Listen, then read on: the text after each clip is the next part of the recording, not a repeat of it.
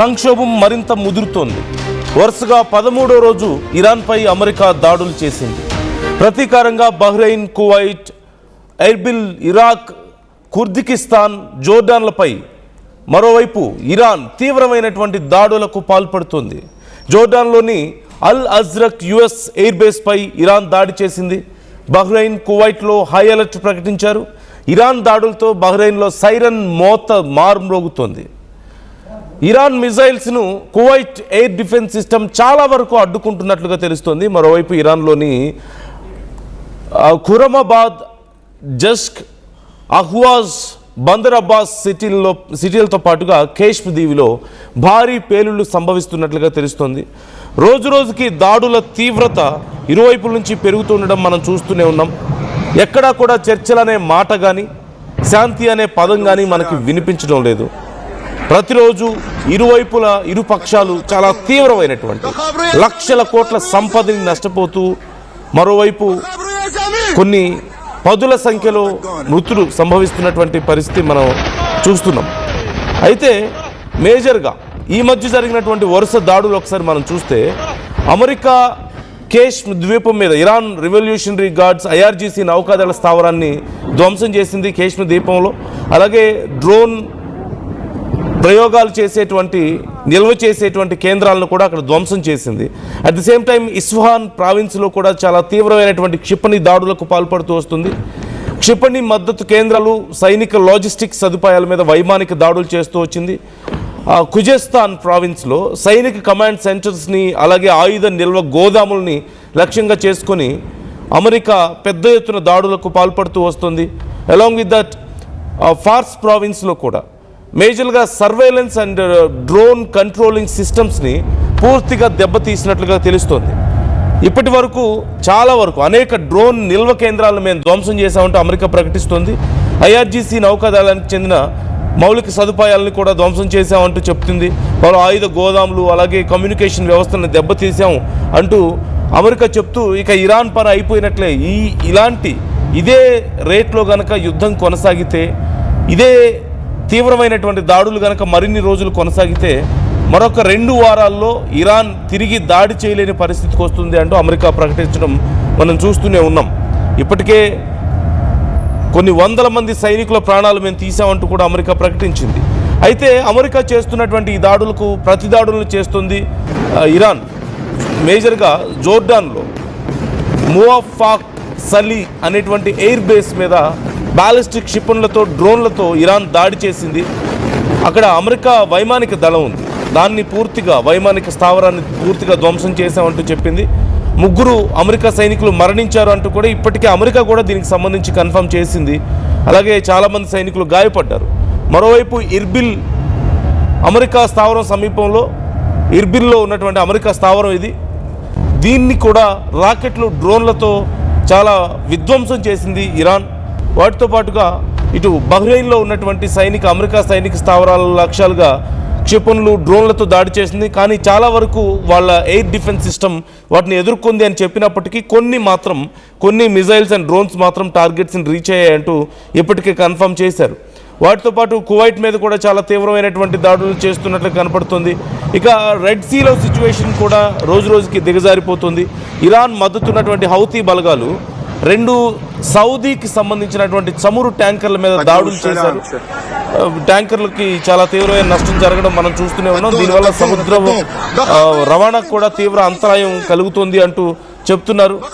ఇప్పటి వరకు ఈ దాడుల్లో గత లాస్ట్ 6 or 7 డేస్లో జరిగినటువంటి దాడుల్లో జోర్డాన్ ఎయిర్ బేస్ దాడిలో 3 అమెరికాకు సంబంధించినటువంటి సైనికులు మరణించారు. అలాగే అధికారికంగా ఖచ్చితంగా నంబర్ తెలియకపోయినప్పటికీ కొన్ని వందల మంది అమెరికా సైనికులు గాయపడ్డారు అని జోర్డాన్, ఇరాక్, బహ్రెయిన్, కువైట్ ప్రాంతాల్లో దాడులు జరిగినట్లుగా ఇప్పటికే చెప్తున్నారు. ఈవెన్ ఇరాన్ కూడా చాలా తీవ్రమైనటువంటి దాడులకు పాల్పడుతుంది. ఇక ఎర్ర సముద్రం, హర్మూజ్ ప్రాంతాల్లో భద్రత పరిస్థితి మరింత దిగజారుతున్నటువంటి సందర్భాన్ని కూడా మనం చూస్తూనే ఉన్నాం. ఈ నేపథ్యంలో హర్మూజ్ స్ట్రైట్లో పరిస్థితి రోజు రోజుకి మరింత దిగజారిపోతుంది.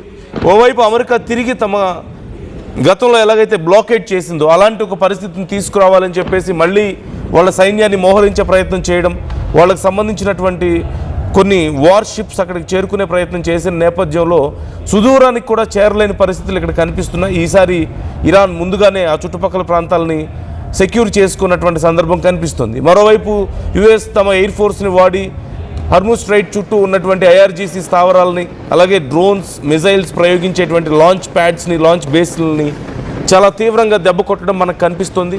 At this rate within next 2 weeks Iran పరిస్థితి మరింత దిగజారిపోయే అవకాశం ఉందంటూ అమెరికా ప్రకటించడం మనకు కనిపిస్తుంది. మరోవైపు అమెరికాకి ఇక డైరెక్ట్గా ఇంపాక్ట్ చూపించే పరిస్థితి వచ్చింది అంటూ ఇరాన్ చేస్తున్నటువంటి ప్రకటనలో కూడా కొంత ఆందోళనని కలిగిస్తున్నటువంటి సందర్భాన్ని మనం చూస్తున్నాం. హర్ముజ్ స్ట్రైట్ ఇప్పటికే చాలా గందరగోళంగా ఉంది. ఏ ఒక్క నౌక కూడా హర్ముజ్ స్ట్రైట్ని దాటే ధైర్యం చేయడం లేదు. ఒకవేళ ఏదైనా దాటడానికి ప్రయత్నిస్తే ఇమీడియట్గా ఇరాన్ వాటిని ధ్వంసం చేస్తూ ఉండడంతో అమెరికా కొన్ని షిప్లు మాత్రం, కొన్ని వెజల్స్కి మాత్రం అమెరికా కొంత సెక్యూర్ చేసి దాటించగలుగుతుంది దొంగతనంగా. కానీ పూర్తి స్థాయిలో అక్కడ రవాణా వ్యవస్థని తిరిగి నిర్మించలేని పరిస్థితి కనిపిస్తోంది. ఒకసారి జరుగుతున్నటువంటి దాడుల తీవ్రత ఏ స్థాయిలో ఉందో నేను మీకు చూపించే ప్రయత్నం చేస్తాను. ఆ విజువల్స్ ఒకసారి చూద్దాం.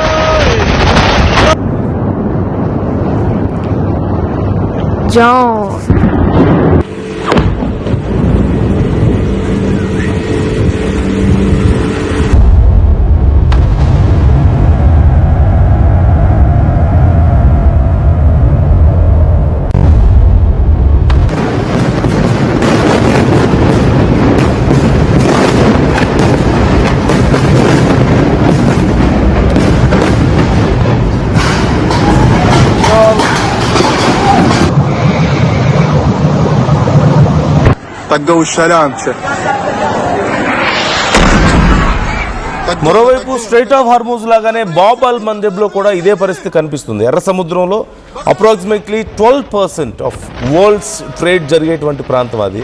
ప్రపంచంలో సరఫరా అయ్యేటువంటి 12% ఆయిల్ అండ్ గ్యాస్ బాబ్ అల్ మందెబ్ గుండానే వస్తూ ఉంది.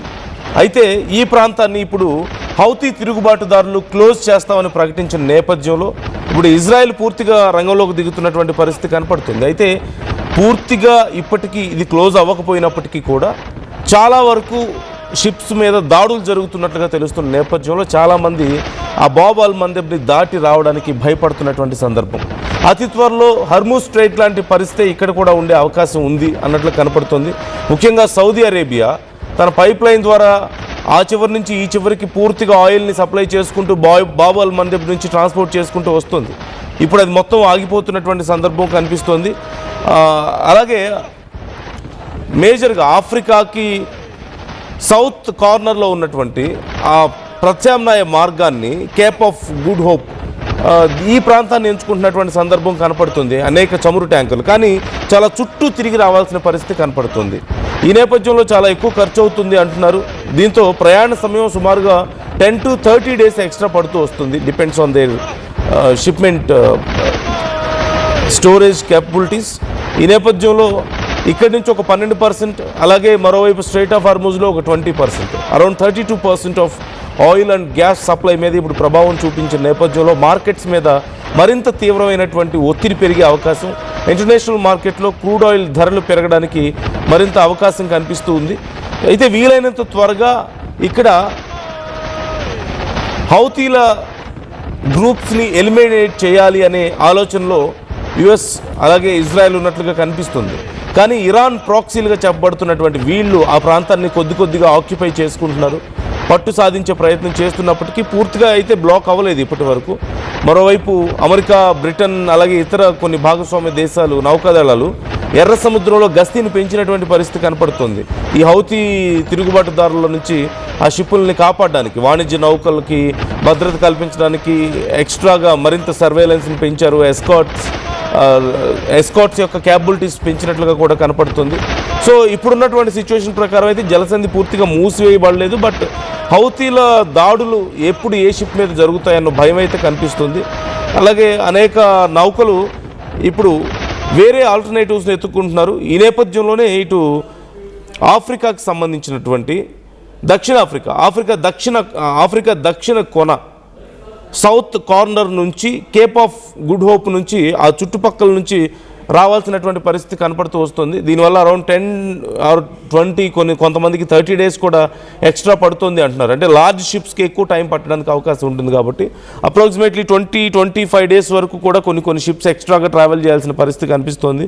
దీనివల్ల కూడా ఖర్చు పెరుగుతుంది. ఈవెన్ ఇంటర్నేషనల్ మార్కెట్ మీద దీని ఇంపాక్ట్ కూడా చాలా ఎక్కువగా ఉండే అవకాశం కనిపిస్తుంది. సో మొత్తం మీద ఇప్పుడు నిన్న మొన్నటి వరకు 20% ఆఫ్ ఎక్స్పోర్ట్స్కి మాత్రమే ఉండే సమస్య ఇప్పుడు 32% రీచ్ అయింది. గల్ఫ్ దేశాలన్నీ కూడా సౌదీ అరేబియా, ఖతార్ ఇవన్నీ కూడా చాలా తీవ్రంగా నష్టపోతున్నటువంటి సందర్భం ఇక్కడ మనకు కనిపిస్తుంది. ఉన్న 2 ఆప్షన్ కూడా పోయింది కాబట్టి ఇక 3వ ఆప్షన్ ఇటు కేప్ ఆఫ్ గుడ్ హోప్ చుట్టూ కూడా మొత్తం తిరిగి రావాల్సిన పరిస్థితి ఈ ఆఫ్రికా దక్షిణ కొన నుంచి. అది కూడా మూసివేయాలన్న ఆలోచనలో, అటు నుంచి కూడా కంట్రోల్ చేయాలన్న ఆలోచనలో కొంత ఇరాన్ కనిపిస్తుంది. బట్ అది సాధ్యం అవుతుందా లేదా? అది కూడా సాధ్యమైతే ఇక గల్ఫ్ దేశాలన్నీ కూడా పూర్తిగా తమ వ్యాపారాన్ని మూసేసుకోవాల్సిన పరిస్థితి వస్తుంది. But mean while US is trying to help them. చాలా వరకు మేము దాడులు చేయగలిగినంత వరకు చేస్తున్నాం. బట్ ఇతర దేశాల సపోర్ట్ మాకు కావాలని చెప్పేసి ఇప్పుడు యుఎస్ ప్రకటిస్తుంది, ట్రంప్ చెప్తున్నాడు. కానీ ఏ దేశాలు కూడా అమెరికాకి సపోర్ట్ చేయడానికి ముందుకు రాని సందర్భం మనకి ఇక్కడ కనిపిస్తుంది.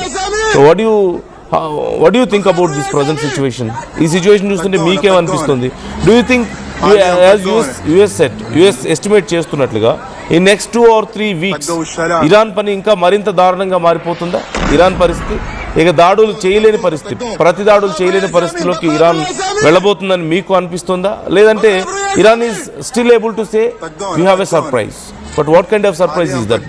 How can you understand the situation? Comment చేయండి. طقوا السلام.